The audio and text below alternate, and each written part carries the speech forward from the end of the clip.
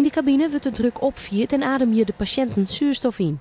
Zo kan het lichaam vlugger haarvaat normaaltje en kunnen de wonden helen. Om in Nederland nou nog maar 2 ziekenhuizen binnen Marsankemer is er bot verlet van. Wat we gezien hebben, en we hebben dat natuurlijk van tevoren onderzocht, is dat er in Nederland onderbehandeling is van deze mensen. Er zijn nog steeds heel veel mensen die langjarig met niet genezende wonden tobben en die hier bij deze behandeling baat zouden hebben. De cabine is de kamerteruggeerwerking tussen het ziekenhuis en de marine. En kan gebruikt worden voor doekers met de decompressieziekte. Doeker René Groot is een van de initiatiefnemers en moest zelfs extra zien in de terugkeer om ter ziek te worden.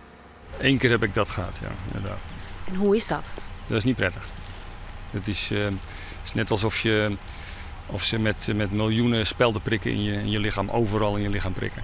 Dan moet de N2, de stikstof, die moet uit je lichaam gewassen worden en dat voel je dus. Maar het is eigenlijk, het voelt heel erg benauwd en heel erg problemen, maar het is eigenlijk goed op te lossen door zuurstof. Gelijk op zuurstof te gaan ademen onder druk. Als een doeker na een ongeluk net gauw in een drukkamer gaat, kan er zelfs deren. Maar deze hyperbare kamers zullen vooral gebruikt worden terug bij diabetespatiënten.